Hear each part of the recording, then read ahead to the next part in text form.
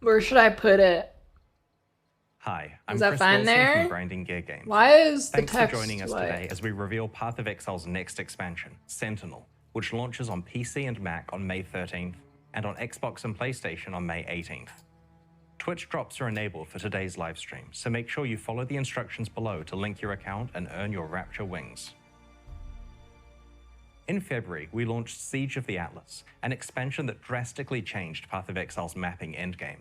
It removed Atlas regions Is he green screen in the office? Introduced the gigantic Atlas-wide passive tree and 4 new pinnacle bosses to challenge. One other very important aspect of the new endgame is its modularity. We designed it in a way where it's easy to expand with more content, and that's exactly what we're going to do. Alongside the Sentinel Challenge League, this expansion doubles down on the best parts of Siege of the Atlas to give you ultimate control over your endgame experience. Here's what you can expect from today's livestream. We'll start with a trailer for the Sentinel expansion, and then we'll go through its content and features in detail, starting with how the new Sentinel Challenge League lets you control your level of risk and reward. We'll then move on to the improvements we have made to Path of Exile's endgame. We'll discuss modifications to the Atlas-wide passive tree, the introduction of 20 Atlas Keystone passives, new variations on pinnacle boss fights, and powerful unique items designed by the winners of our Siege of the Atlas boss kill event. Following that, we'll discuss the type of balance changes we're making, or more interestingly, not making in this expansion. We'll then cover what we're doing with magic and rare monster modifiers, various quality of life Reflecting's back, and the full baby. release of controller support for PC They're adding players. Reflect back to After showing you our latest supporter packs, I'll head into a live Q&A with community streamer Ziggy D, where we'll answer your questions. Once that finishes, we'll post the expansion's full patch notes. There's a lot to cover, so let's roll the trailer for Sentinel.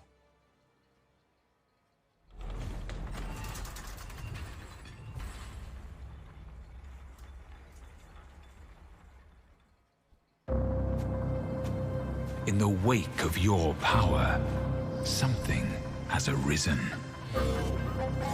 Dark sentinels, hungry for a share. But these cruel actually is a pet constructs can be league. harnessed. Take them, bind them to your will.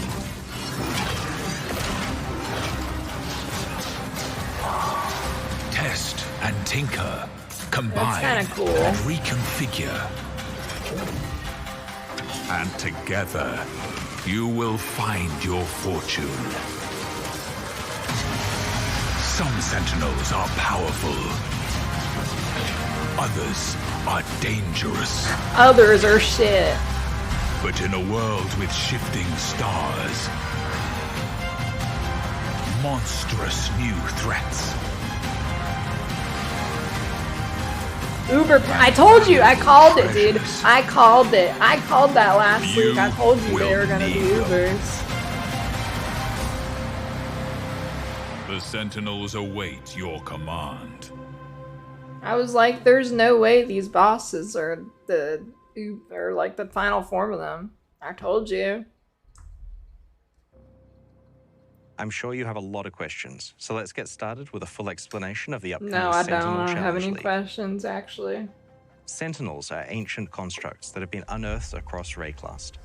In this league, you will collect these Sentinels and attempt to harness their great power. But this symbiosis is not without risks. Once deployed, a Sentinel follows you, watching and waiting for you to enter combat. As you encounter enemies, the Sentinel will fire a beam that doesn't damage the enemy, but rather empowers them. This not only amplifies the difficulty I wonder if of the that means foe, there's going to but be a also boss the race. rewards that it yields. There are 3 classes of Sentinels that you will find as you kill monsters in this league. Stalker Sentinels will follow you for around 30 seconds, empowering dozens of monsters before they dissipate.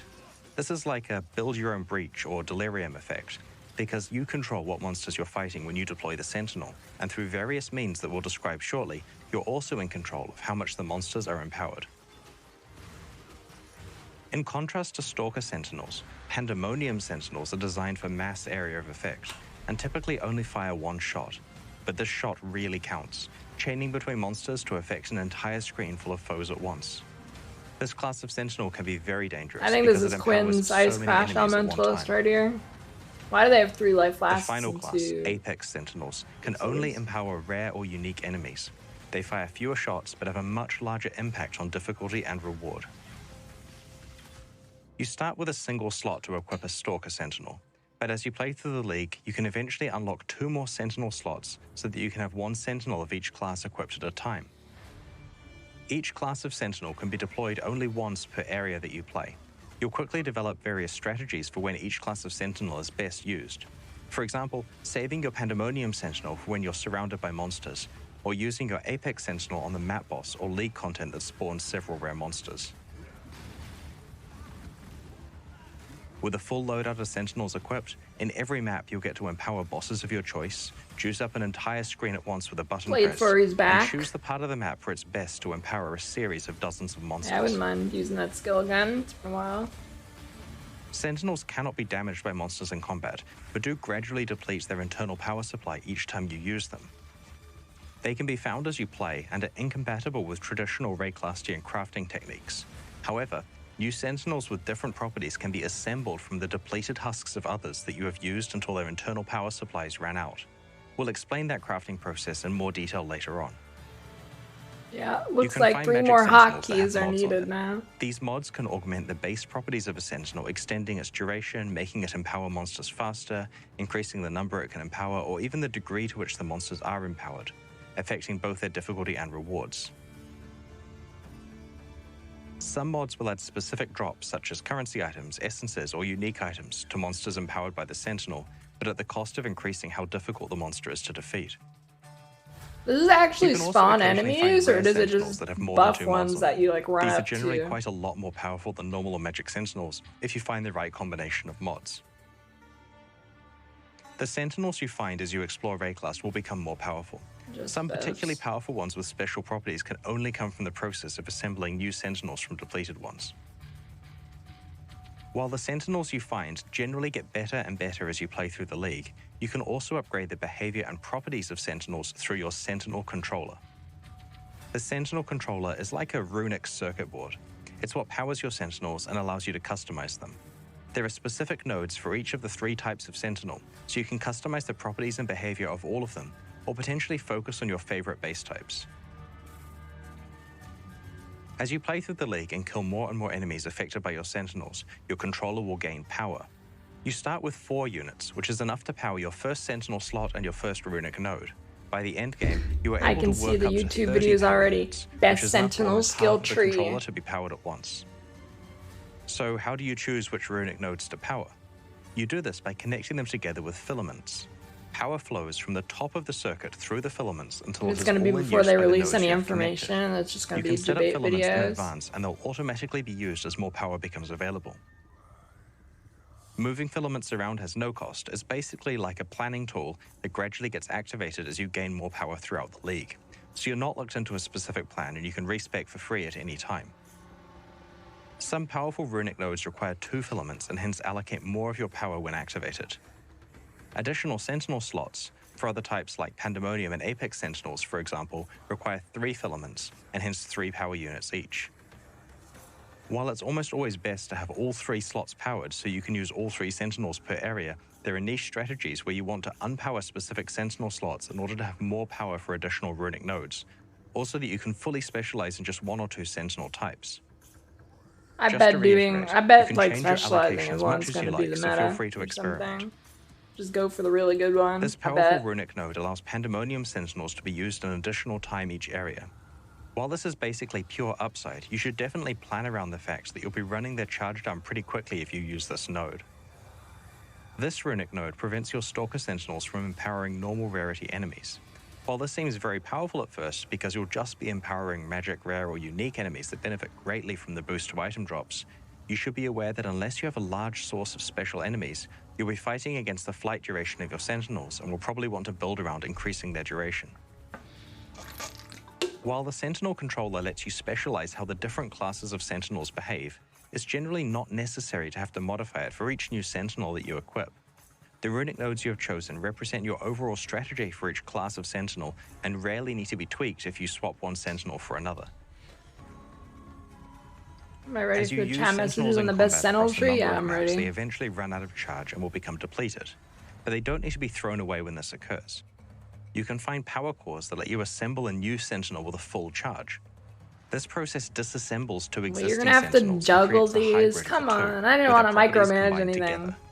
I hope it's not annoying. Right-clicking a power core opens up an assembly screen. If you insert two Sentinels and click the Assemble button, a new, fully charged one will be created.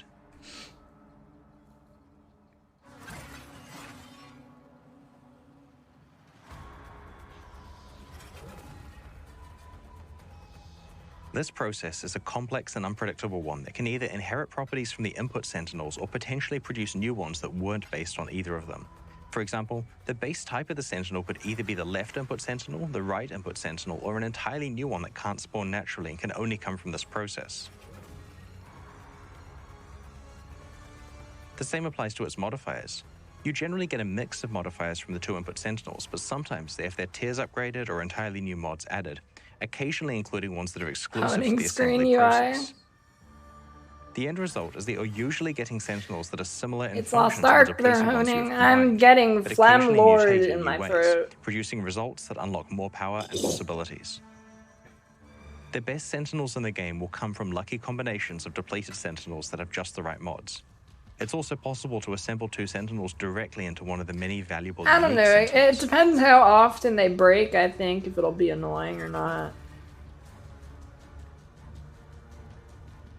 Specialized power cores exist, which influence the assembly process to greatly increase the chances of various interesting outcomes occurring. They don't guarantee anything, but are absolutely worth considering if you're trying to hit unlikely assembly results. You may want to accumulate a small collection of depleted Sentinels so that you have options to assemble together. That's where the Sentinel Locker comes in.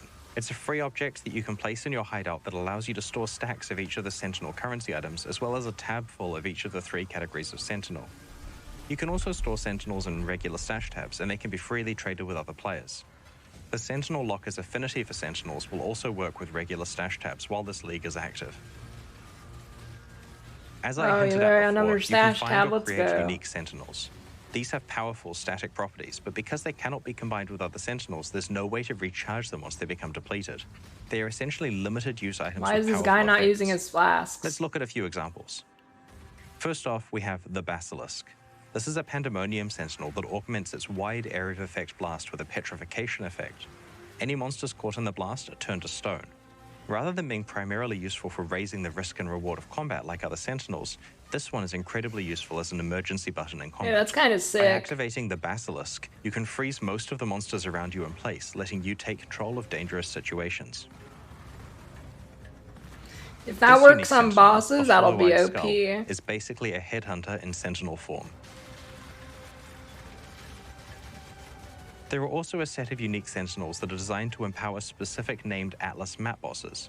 If you activate one of these Sentinels while fighting that boss, it empowers the boss into an extremely dangerous version that is very, very rewarding if you can defeat it. The highly empowered boss fight is further scaled by whatever mods are on the map that contain it, so you'll want to be pretty careful with what mods you choose to use. On the other hand, its rewards are scaled by reward bonuses on that map, it's so if you're able to defeat one of these bosses on a juiced map, you will certainly be greatly rewarded. These highly empowered map bosses are the best source of recombinators, a new type of endgame currency item that can be found in the Sentinel League.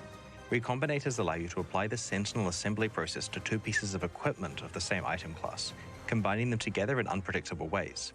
This process can also rarely imbue your items with exclusive modifiers that don't normally spawn on that type of item. While the recombination process involves significant risks, you could combine the best parts of 2 rare items together, maybe getting a lucky exclusive mod spawn, and end up with one of the best weapons, armor pieces, or jewelry in Path of Exile. Sentinels can be deployed while engaging in other League content, so you can juice the risk and reward to quite crazy levels. For example, you could enter a Mirror of Delirium, trigger a breach, and deploy your Sentinel at the same time, causing the monsters to have 3 significant modifiers to both their difficulty and rewards. There are only a few specific areas that Sentinels can't be deployed in, mostly for technical reasons, and those are unique maps, pinnacle Atlas bosses, and the Simulacrum. So that's Sentinel in a nutshell.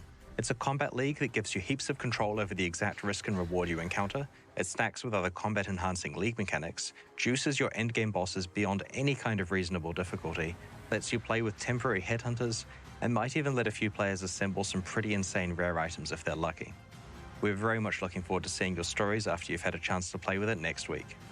I mean, there could still be new skills and stuff. They're just explaining the mechanics. In addition to the Sentinel Challenge League, this expansion further it improves looked okay. I don't know. I feel like this league is something I'm gonna have to actually play to have an opinion on. The new endgame was designed to give you ultimate control over what kind of content you want to play and how difficult and rewarding you want it to be. With the Sentinel expansion, we are doubling down on what makes this new endgame the best one that Path of Exile has ever had. This expansion introduces 20 powerful Keystone passives to the Atlas tree. As you know from the regular passive skill tree, Keystone passives are usually dramatic and build-changing, with both upsides and potential downsides. Each Keystone can completely change the way you play Path of Exile's endgame, and we have designed Keystone passives for many different playstyles and situations. The second big change is that we have introduced these clusters of passives that grant you your maps contain no legion, no ritual, 2% you can plus encounter chance many to different gain types other of Class extra League content content. randomly within maps. Well, that's juicy, These dude. new I can get rid of the passives things allow I you to don't prevent like. content That's you sick. don't enjoy from appearing randomly, while simultaneously Oh, causing dude, other that's content to sick. spawn at a higher rate. Aside from the obvious convenience of only encountering the past League mechanics that you choose, the system is great for target farming specific content that you have juiced on your Atlas tree. Thirdly, we have created incredibly difficult and rewarding Uber versions of 7 pinnacle boss fights, which can be accessed via 6 new Keystone passives. Well, that's These a cool fights way are to do designed it. to challenge the absolute best Path of Exile players, and suffice to say, they are brutally difficult. Let's take a look at some of the new Keystones and boss fights. The Singular Focus Keystone makes it significantly more likely that your favored maps will drop. If a map drops that is not one of your favored maps, it will be converted into a random currency item. Wait, this what? means that you'll exclusively see your favorite That's maps, and pretty outside of that, sick. more currency. This is the realization of the I only want to play one map dream that some players have. It also helps players who are over-sustaining maps and would rather just get extra currency items. The Stream of Consciousness Keystone prevents you from modifying your maps with fragments or scarabs, but means that when extra content is being rolled for your maps, dude, that's sick too. is 50% higher. Oh my. This is really useful for players who don't want to have to think about juicing their maps and would instead That's prefer so to get a good for constant moderate SF. bonus instead. The following 2 Keystones are for very advanced players who have completed their Atlas trees and want to get a very specific outcome with all of their skill points.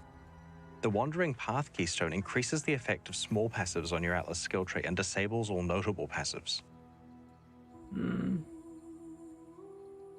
The Grand Design Keystone increases the monster pack size in each of your maps by an amount proportional to the number of notable passives you have allocated.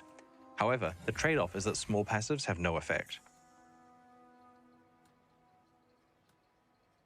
Those ones are kind of weird. These 2 Keystones are very good for specializing into maximizing pack size and quantity at the expense of specific League content, which is great for general Magic Find builds or Divination card farmers. The Twist of Fate Keystone changes the behavior of corrupted rare maps in unpredictable ways. Upon entering a map, you may be sent to an alternative map of the same tier with randomized modifiers. No thanks, I don't want to get missions, reflected. Scarabs, and Kirit crafts applied to the map will also be randomized. This process will not pick an outcome that was already on the map, so it always shifts it to a new property that you didn't have before. This means that you can play all of the Scarabs, Master Missions, and maps that you enjoy, and any leftover ones can be randomized to new outcomes, which are guaranteed to not be the ones you started with. I guess if you have a reflect map, that's a good way to get rid of it. As well, with players feeding bad Scarabs or maps into the Twist of Fate lottery. The Wellspring of Creation and Dance of Destruction Keystones change the ratios of monster life and damage on maps on the Atlas, so that they are more dangerous and less tanky, or vice versa. These 2 Keystones are designed to be remedial, allowing players with an abundance of offense or defense to normalize themselves so that they can handle the content better. If you find yourself in a situation where you're waiting for a weapon upgrade or can't fix your resistances, then you could allocate one of these Keystones to temporarily make things easier, before unallocating it later when your build is complete. 6 new Keystones create Uber versions of Path of Exile's pinnacle boss fights. Venarius, Cyrus, the Maven, the Searing Exarch, the Eater of Worlds, and the Shaper and Uber Elder, who I guess is now called the Uber Elder? Wait, Uber Allocating Elder. one of these Keystones on your Atlas passive tree ramps up the corresponding boss fights so that it is extremely difficult. Like, really hard. Harder than saying goodbye to Zana hard. Only allocate these Keystones if your character is extremely powerful and you know you can handle the challenge. In general, the encounter's rules are modified to be far more punitive and difficult. In return, though, you can earn some very enticing rewards. Gauntlet's gonna be crazy, dude. Each of the Uber fights has an additional high chance reward and a chance of getting a very, very rare chase reward. For example, the Uber Maven guarantees an elevated I think it just puts gauntlet mods on them, actually. Very See that? They'll have you may be able to earn LMT. an awakened exceptional support gem as well, such as Empower, Enlighten, Awakened, or Enhance. Enlighten? What? Oh, shoot, These dude. Keystones unlock crazy battles that will challenge our most aspiring players who are deep in Path of Exile's endgame. They add a new level of difficulty for those who want to push their builds even farther than they ever have before. The Keystones we have shown you so far are designed around many different types of endgame players. Some glass cannon players struggle with defenses but have no problem with offense. Some players want to just play one map. I don't think so. Some players want the difficulty to be ramped up and to receive rewards commensurate with this added challenge. The Keystones also let you identify a specific reward, type of content, or playstyle and know exactly how you can get the most out of it. There are a number of other new Keystones that we'll reveal before release. Like the ones we have shown you today, these Keystones require you to consider your endgame plan in an entirely new light. We're very interested to see what strategies you will use to try to conquer the new Uber Pinnacle bosses. Before we get into the new unique items, there are a few other endgame Atlas changes that we should cover.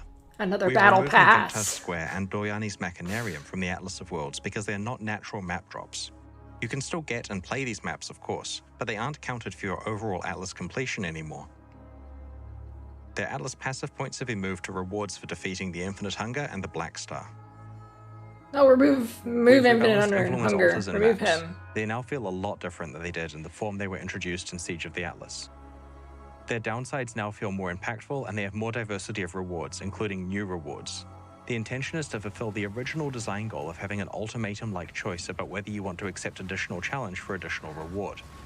We've added better Atlas tree support for them, including 2 Keystones that can affect them. We've also rebalanced the drop weightings of the new Pinnacle Atlas bosses, changing the relative drop weightings of their unique rewards and making them more likely to drop Eldritch currency. Currently, in Siege of the Atlas, Elder and Shaper Scarabs are basically worthless because their influence is worse than the free influence you can get from the Eater of Worlds and the Searing Exarch. In Sentinel, you can now apply multiple types of influence to one map, so you could have Eater of Worlds influence alongside a Shaper or Elder Scarab on a Conqueror map. Together, these 3 influences combined have a very large effect on that map, and this will make Elder and Shaper Scarabs that's significantly juicer. more desirable. That's a juicer. The start point of encountering Shaper, Elder, or Conqueror influence and influence items has been raised to level 81 areas. We've also fixed an issue that was causing some players to skip playing most of the contents of maps. On the lower half of the Atlas passive tree, there were a lot of small skills that granted a 2% chance for the map boss to drop an additional map. This meant that it was possible to sustain maps by rushing to those bosses and ignoring every other monster in the map. We have retained the overall bonus, but have changed it so the map drops from a random monster within the map rather than the boss. Okay, that's fine. I don't care. I didn't do any boss rushing. We're also addressing an issue anyways. with the way that you acquire Maven boss fight invitations. Currently, it's possible that you get hit with a bad streak of RNG and haven't found an invitation by the time you have enough bosses. Oh, yes. You can now purchase these invitations from Kirak for a moderate price if you need to. Finally. At the launch of the Siege of the Atlas expansion, we hosted a competition that saw players racing to be the first to kill Path of Exile's pinnacle bosses in hardcore solo self-found mode.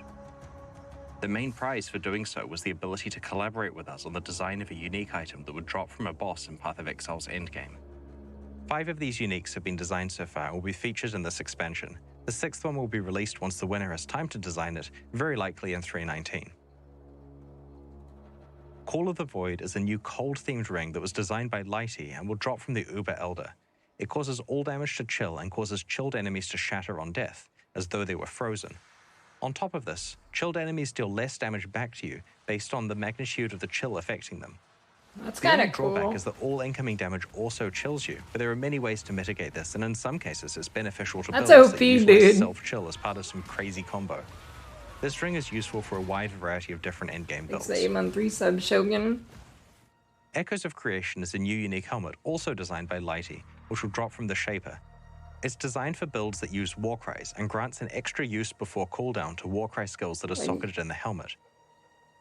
It also grants more damage to exerted attacks based on the number of Warcries affecting them, but causes you to take damage when you use these attacks.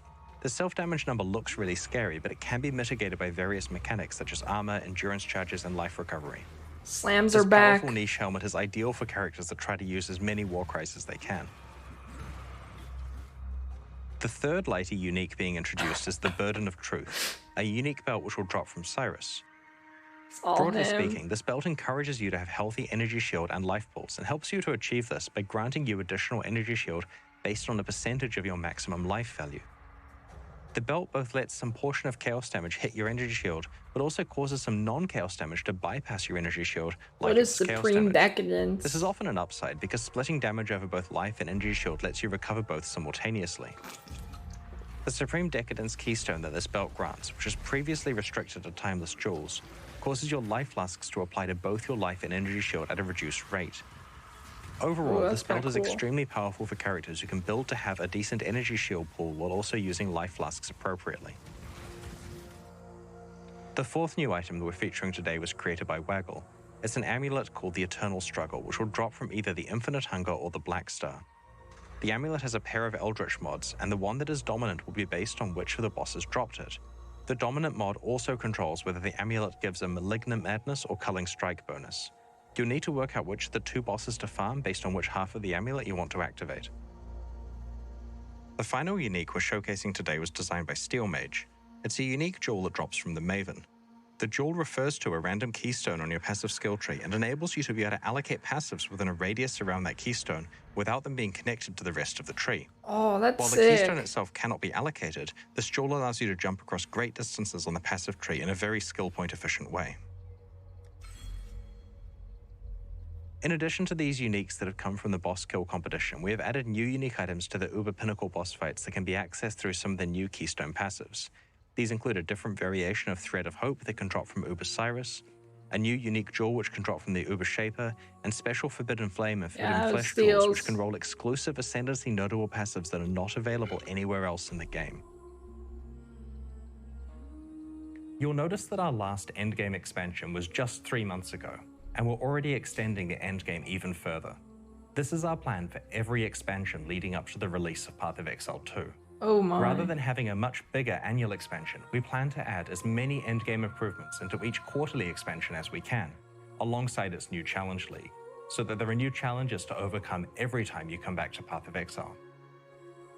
One of the subtle but important aspects of our plan is to keep adding powerful new chase rewards to Path of Exile's endgame, so that there are always new reasons to complete aspirational content.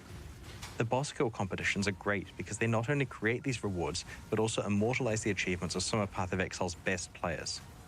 We're going to run another boss kill competition at the launch of Sentinel. This time, players will have to defeat the Uber versions of boss fights that are unlocked by the special Keystone passives. We'll post full information in the lead up to release. I have to start DD again!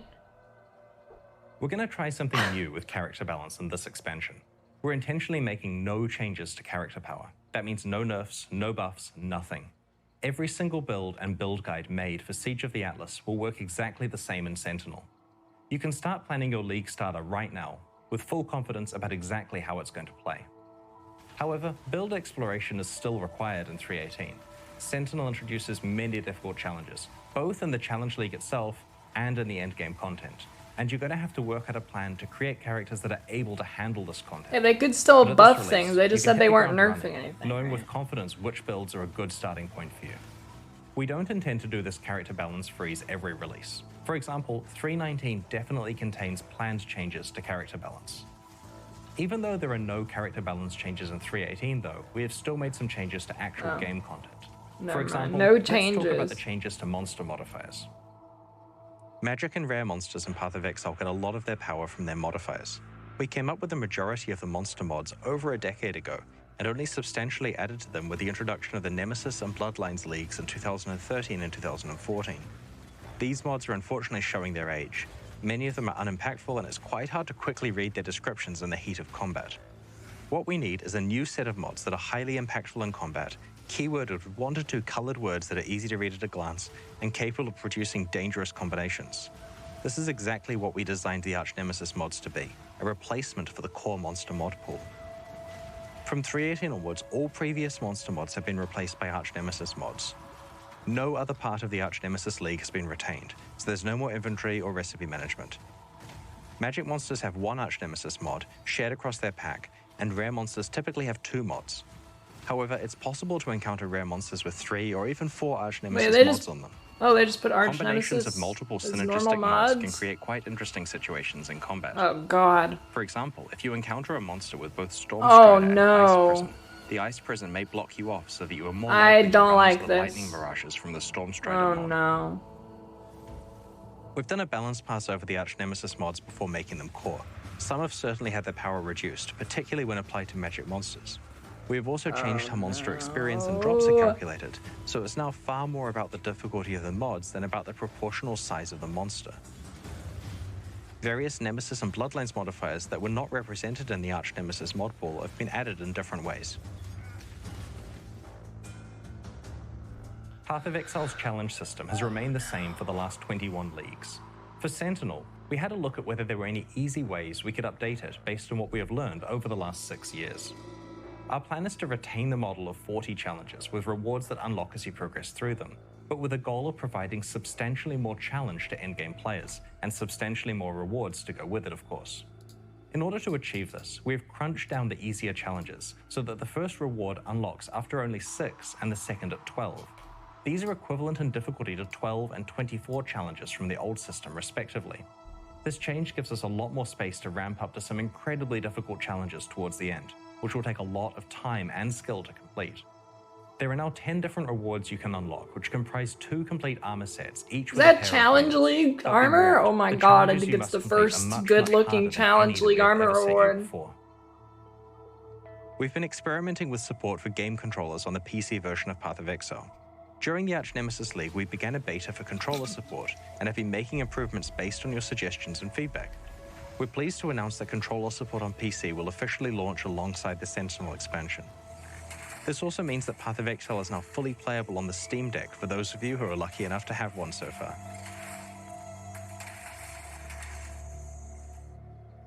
Alongside finishing controller support for PC, we've also done a push on various small quality of life features in this expansion, which we'll reveal over the coming days.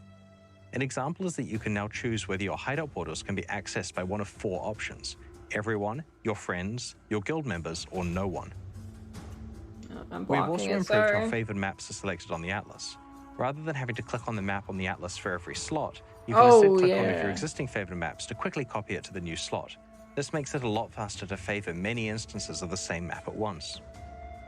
There are plenty more small QOL features crammed into Sentinel, and we'll cover these over the week leading up to release. Early in the Arch Nemesis League, we debuted Kyris Vault Pass.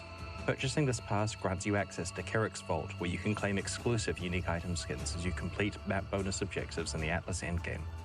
The Vault Pass for the Arch Nemesis League is only available for a few more days and will leave the store forever when this league ends. Yeah, if you want it, you can get it in my Nexus store. Check it out. League after you've wrapped up your map completion. So if you are pleased with where you got to in Arch Nemesis and want to lock in your unique skins, it's not too late to buy your pass now. Thank you to everyone who unlocked Kyris Vault. We had a lot of fun putting it together and trying to think of fun ways that unique item skins can interact with gameplay in a visual way. The purchases directly fund development of both Path of Exile 1 and 2. A brand new Vault Pass will launch alongside the Sentinel League. Like the previous one, there are 8 exclusive unique item skins that can be unlocked as you complete map bonus objectives. We'll post full details on these new rewards closer to launch. To buy either the Arch Nemesis Pass now, before it leaves the store forever, or the Sentinel one when the expansion launches, go to pathofexile.com/vault. Alongside today's live go to my stream, Nexus store and buy it so I get money too. Packs, the Arcanist and Reaper packs. Each tier contains the pack's full face value in points, plus several exclusive microtransactions. These packs are only available during the Sentinel League and will leave the store forever in 3 months. Every microtransaction you are about to see is entirely cosmetic and does not affect your character's progression or power. The Arcanist pack series contains 7 exclusive microtransactions. The Cloak of Elements indicates the power of your fire, cold, and lightning resistances on your back.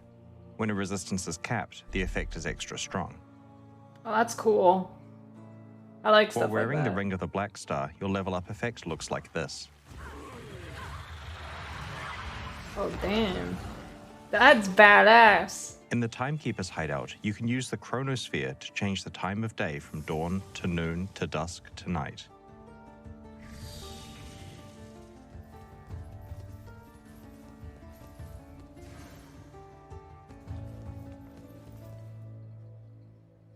With Chevron's tome on your belt, identifying items will cause exploding books to appear nearby. That's pretty cool too. The Mage Blue map device blossoms with greater intensity as you open higher tier maps. Oh, that's sick. Wait, is this Supporter Pack or the Vault Pass? With the Soul Stunning weapon effect attached to your weapon, any attacks that stun will cause your enemies to have an out-of-body experience. Drinking from the Searing Quicksilver Flask causes an explosion and sets your character on fire. That's pretty cool. The Reaper Pack series also has 7 exclusive cosmetic microtransactions. The Soul Harvester's Cloak's power is based on the number they of went enemies hard the this character league, has dude. This is gonna be the best league ever. With the Belt of the Hive Queen equipped, flasks you use will cause blood-sucking insects to appear all over your character. The Ghostlit Graveyard is a hideout where you can control the color of its torches.